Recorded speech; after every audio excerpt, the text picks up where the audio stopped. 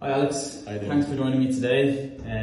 We've been really impressed with you throughout the process and we're excited to see what you can bring to the team. Just wanted to check in and see if you had any thoughts about the offer we sent over last week. Absolutely. Thank you for having me, by the way. I don't want to be rude and look down on my phone too much, but I just have a couple of notes that I want to cover during this interview process. I do want to start off saying that I really like the team's creativity within the company. I like the company's focus on innovation and the culture around the workforce. And I just want to say I'm really excited to join your team if the opportunity arises. Yeah, that's great to hear. We're really proud of the culture we've built here. So do you have any questions or concerns that you want to raise to me? Actually, yeah, I've been reviewing carefully and I'd love to have a discussion about some of the aspects of the job, particularly like the compensation, some of the long-term plans and developments, opportunities, if that's okay? Yeah, sure, I'd be happy to talk to them. Fantastic. So I've seen on the website that it did say that it's a starting salary of 35,000. Now I do appreciate that offer, but I feel like it's a little bit below the average for the marketing roles available in Dublin for graduate roles with similar qualifications to me. Based on the research I've done, I have come across other opportunities and different conversations with peers as well, and they've all told me that the range would be 40 to 45,000. I'm not trying to push any sort of narrative or just be pushy for a higher salary. I just want to make sure that, I can sustain myself living in Dublin. You know yourself, it's a little bit expensive to live here. And I just want to I want to be recognized for what I can contribute to this company. Yeah, 100%. I get where you're coming from. Alex, but from our side, the €35,000 salary is standard for our graduate hires, to be honest. 45,000 feels a little bit ambitious for an entry-level candidate, especially considering your level of experience. Listen, I put my hands up and I understand you completely, and I don't want to come off as unrealistic or too pushy. It's just, I want to approach this in a way that we're not too focused on my qualifications and we're focused on my long-term commitment to the company and the skills that I can learn and also bring towards the future growth of the company. I respect what your company has done so far. I value all the missions and the culture. Workforce is really good, seems really appealing. I want to talk about maybe flexibility then, if a base salary increase is not enough.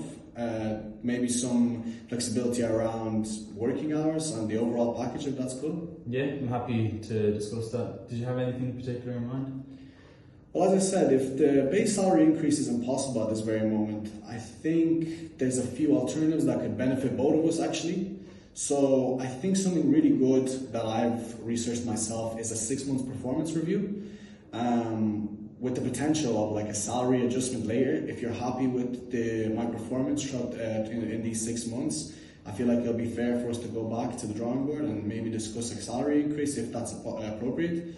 I'm not sure if you guys offer it already, but a mentoring program would be great. I think it'll be very helpful in helping me grow and adjust quickly to the workforce, And I'm not sure how you are with work environment and working hours. I would love to have a hybrid working hours if you can. Maybe a couple of days in the office, a couple of days at home. I feel like it will help my active lifestyle as well, Would any of these options be okay? Or? Yeah, I think those are reasonable requests.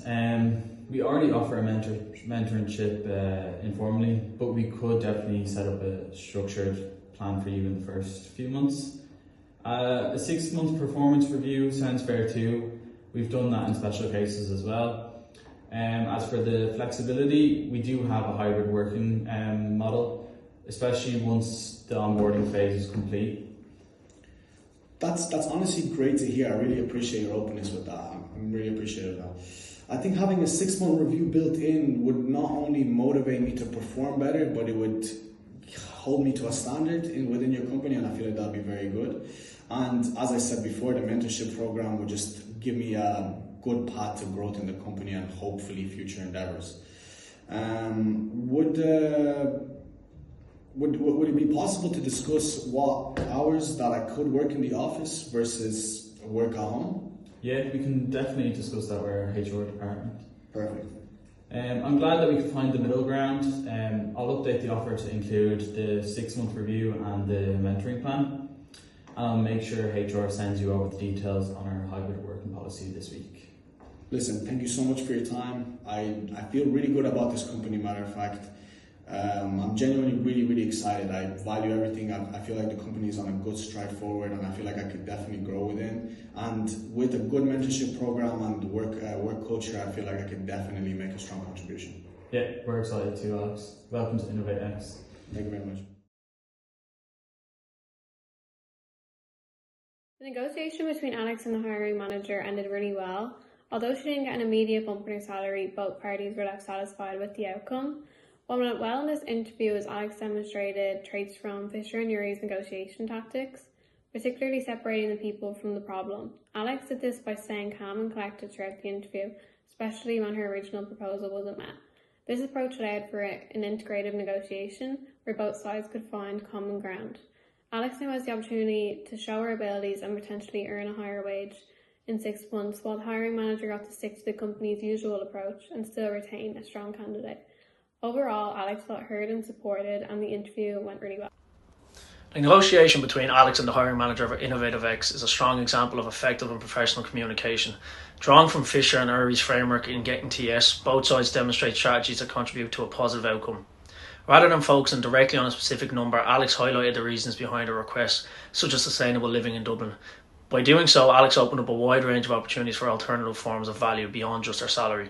This ultimately led to a more innovative and flexible outcome. This switched the conversation from a simple yes or no to what is achievable. Alex did a great job of utilising objective criteria throughout the conversation. She didn't rely solely on personal opinions. Alex also referenced her own critical research and conversations with peers, which helped support her points, ultimately legitimising her request. Alex's approach made it easier for the hiring manager to understand her views and perspectives without feeling challenged or disrespected. This conversation ended with genuine enthusiasm from both sides. The hiring manager welcomed Alex warmly, reinforcing that her voice mattered, and Alex expressed excitement about joining InnovateX.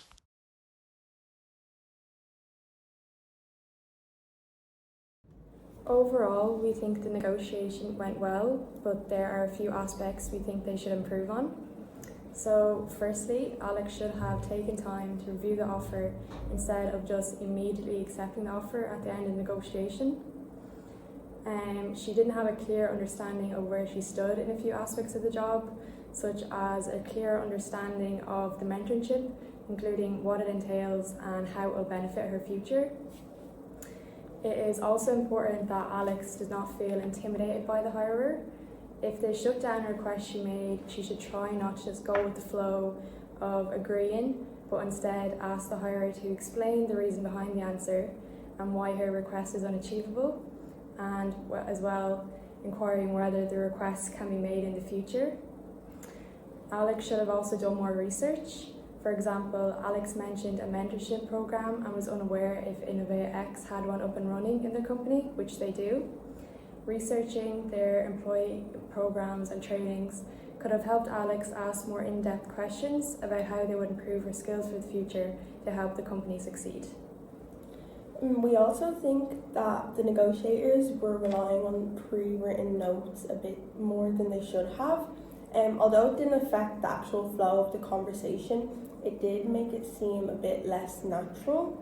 And even though the body language was good overall, we think that if they didn't rely on notes so much, they would have been able to keep eye contact more. We can acknowledge that Alex did mention this at the start of the negotiation, but that, as Kira mentioned, it might have been maybe she was intimidated or she was nervous, that's why she was relying on the notes. Or it might also indicate that maybe she hadn't prepared enough for the negotiation, which in a situation the negotiator could take advantage of this and just shut down basically every offer that she makes. So we think that in future negotiations it would be beneficial to be more confident in what you have prepared and not rely so much on the notes. And it also helps if the negotiator says something that you're completely not expecting, so then you can try and make a response based on not what you've just prepared.